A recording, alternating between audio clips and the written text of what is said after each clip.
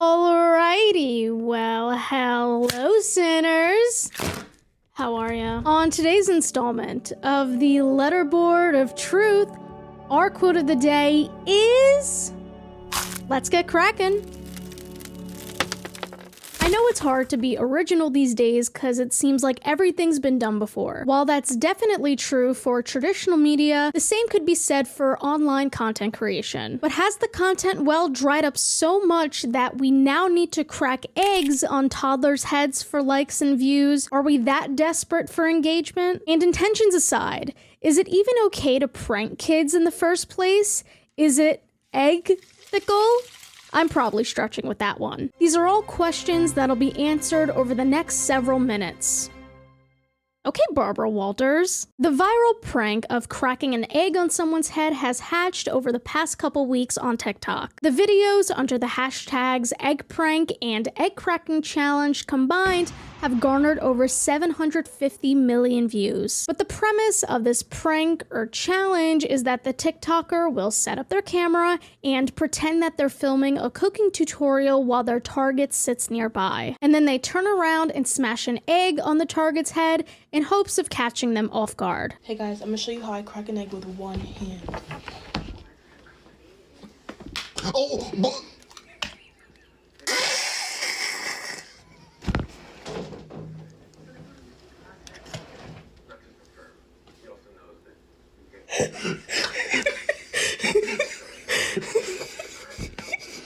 yeah, girl. So first, I'm gonna crack the egg. I'm gonna put 3.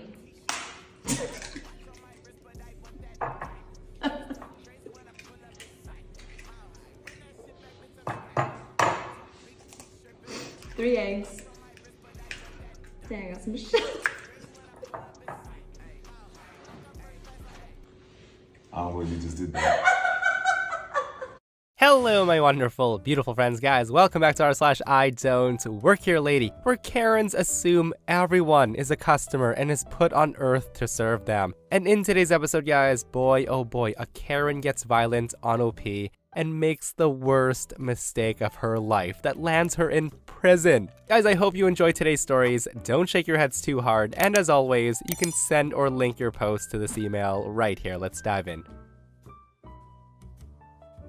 So this actually happened a long time ago, but it still amuses me when I remember it. So I thought you guys might like it too. This takes place in the late 90s, and I'm about 12 years old, living at home with my mom, who's the manager of a department of the local hospital at the time. It was before email or texting, and caller ID wasn't much of a thing either. My mom gave out her home phone number for staff to call her at home if there was an emergency. Naturally, her definition of an emergency and theirs did not match up. So one day, my older sister and I were home and the phone rang. My sister was in another room, so I grabbed it and it was Karen from my mom's team. The following mess of a conversation happened. Karen said, "Can I speak to your mom?" To which I say, "Oh, I'm sorry, she's not home, can I take a message?" I said that because mom had practically coached me to say that every time I took a call for her. Karen said I wanted to ask her for Saturday off. I respond, "Okay, I'll pass the message on." Karen says to me, "So, can I have Saturday off?"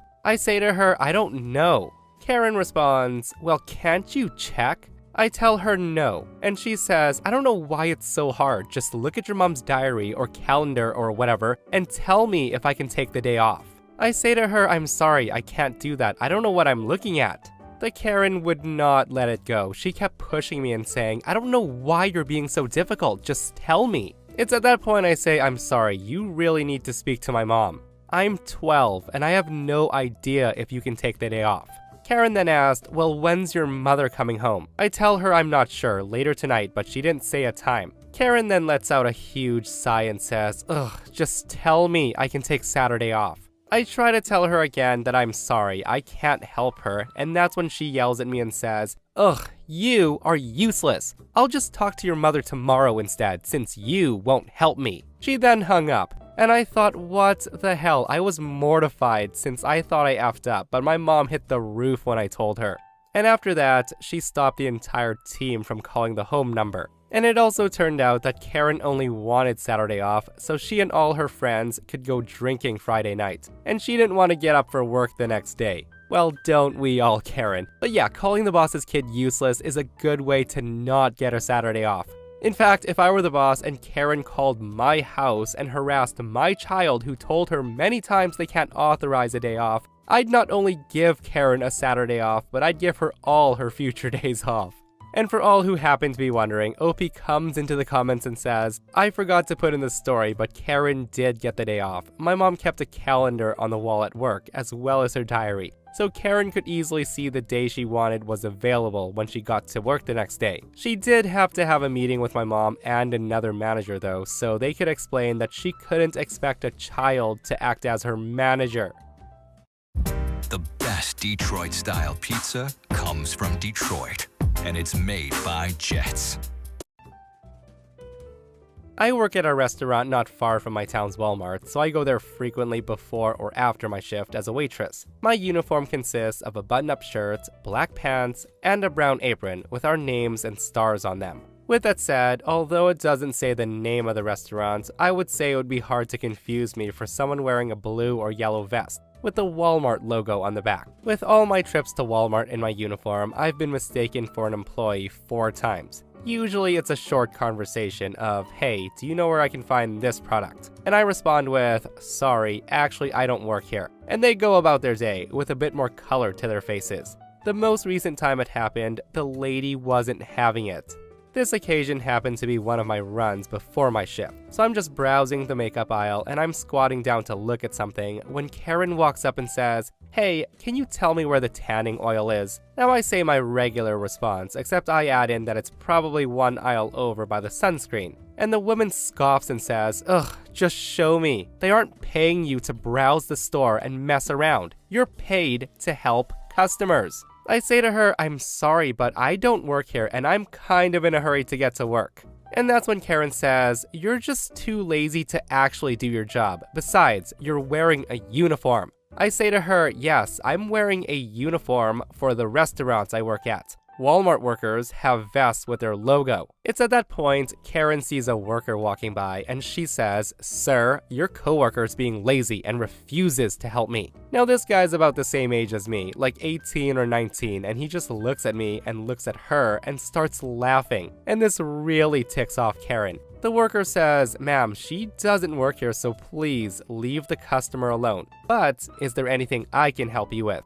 At that, Karen storms off without getting her tanning oil, and I thought that was the end of it. I get to the self-checkout with new lipstick, and all of a sudden, she's screaming, that's the worker right there, while she has this angry manager right behind her. Once she reaches me, Karen has a big smirk on her face, and she tells the manager that I need to be fired immediately. The manager says, ma'am, she's not employed here and she never has been, and she's not even wearing our uniform. So please stop harassing her or I will have to ask you to leave the store. That's when Karen suddenly fills with rage as she attempts to lunge at me, but she trips and she runs right into the kiosk. She then starts screaming and bantering about how she's gonna sue them and make them pay for her medical bills, even though there was nothing wrong with her. The manager at this point acts panicked and he pulls out his phone and says, I am so sorry, ma'am. I'm going to call an ambulance and I'll get you to the hospital as soon as possible. I then watch as he smirks and dials 911. Though he doesn't ask for an ambulance, the manager calls for police to come get Karen for attempting to assault me and for causing a commotion. Meanwhile, Karen's still sitting there holding her hip like she's gonna die. So fast forward and cops show up a while later and boy was she surprised. She starts demanding the assault because I shoved her into a kiosk. Of course, the cops want to see the security footage. So while I'm waiting, I take the chance to call my manager and tell him that I'll be late to work. And Karen overhears me saying it and she starts yelling how I need to give it up and that she caught me. A few minutes later, the cops and the manager come out and ask me if I want to press charges. I say yes, he handcuffs her and then brings her out of the store. The manager profusely apologizes and gives me a gift card and personal info just in case I need to get a hold of them. Karen and I will be seeing each other in court. What a ridiculous story, guys. And honestly, I couldn't help but laugh at the audacity of that woman. Like, just picturing her lunging at OP and then stumbling into a kiosk and then crying that she'll sue the store is absolutely hilarious. And what really got me, guys, is she thought an ambulance was coming, but police came instead. Like, don't you guys wish you were there sometimes to see people's faces when cops show up? Okay, so this is my all-time worst experience in my life. It involves cops, an ambulance, and me almost beating the snot out of someone, so prepare. Here is a little backstory. I live in the Midwest. At this point in a small town with a large Catholic community. As a Catholic, I know just how judgmental and holier-than-thou some Catholics can be. I was 24 when this story takes place, but thanks to my baby face, strangers always thought I was 19 years old. I also have a nephew who was 4 at the time. I also worked at the largest, most frequented bank in town, so a lot of people recognized me. This is all important information, so try to remember. Now, if you haven't been to a Hobby Lobby around Christmas, don't. The place is a madhouse, filled with people trying to complete last-minute projects, decorations, or finding gifts. Around holidays is usually the only time that our local small store was busy, with lines trailing. Now, I wouldn't have been there, especially with my nephew who has ADHD and can get hyper when lots of things are going on. But he really wanted to finger paint, and all my paints were dried out. So we went there, and this is where things get screwy. We were waiting in line with our single paint set and some fresh paper when, as these stories go, I heard someone huff behind me. Figuring it's the holidays, with about a week and a half until Christmas, people are probably not in a good mood. And as I said, the store was super busy for a Friday. Again, there's a huff, followed by some foot tapping. But I'm mainly paying attention to my nephew. The woman's clear impatience at the line is beginning to poke at my nerves though, and finally it happens. The Karen says, "Why the hell don't they have more cashiers working? Don't they know we have other places to be?" Now, there are 6 registers, all with cashiers and long lines. Where else was a register supposed to be? No one says a word or looks at the lady, except my rambunctious nephew, who stops talking and stares. I then hear the Karen say, "Shouldn't you be helping?" Thinking the woman's screaming at some other poor worker passing by, I try to slightly discourage my nephew from staring, but he's not paying me the least bit of attention. I can hear the Karen say, "Hello, I'm talking to you." And finally, I realize she means me, and I turn around, preparing for the worst, per usual. I say to her, "What?" She then gestures at everyone standing around, and she says, "Shouldn't you be helping with this?"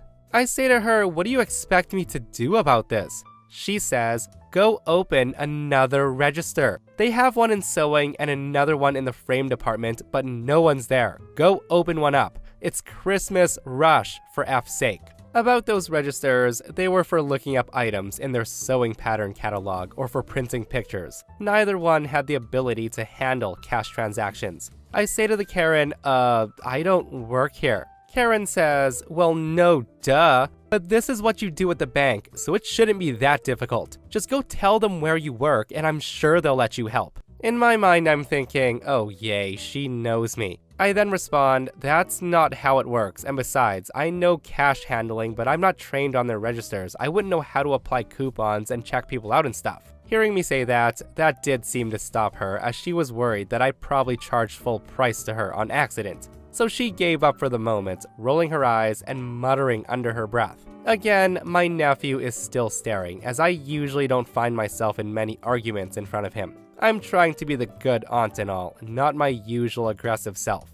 I am also still trying to stop my nephew from staring before the Karen notices, but it was too late. All of a sudden I hear, "What the hell are you looking at, you little brat?" And I'm thinking, oh, no one talks to my nephew like that. All my nerves have now turned to red-hot anger, and I say, hey, he's a kid. Kids stare when loud-mouthed adults start whining like children. And that prompts Karen to say, "Well, maybe if you hadn't had him as a teen, he might have some actual manners. Single parents don't teach their kids any manners." I say to her, "What did you say?" Karen goes on and says, "That's the problem with today's youth. You can't keep your legs shut, and then you have a child you can't afford, and then you raise it sloppily. Like him." At this point, I want to note that my nephew's clothes are a bit wrinkled, but he doesn't sit still. but they're clean, they have no holes, and they fit him perfectly. Now I'm just as mad because being a teen mother isn't something to blame someone for. It happens despite teaching and good intentions, and it's not a point to ridicule someone over. So I say to the woman, this is my nephew, not my child, and even if he was, at least I'm gonna teach him how not to be an adult, using you as my prime example. Hearing that, she tries to lunge at me, her face busting veins, and it was red. I guess she didn't like being called out. She then tries to whip her cart out of the way to get to me, but what ends up happening is far, far worse. The cart lunges forward, swings, and then slams my nephew right in the face. The cart not only hit him in the head, but when he fell, you could hear the sound of his skull hitting tile. And oh my goodness, I saw red.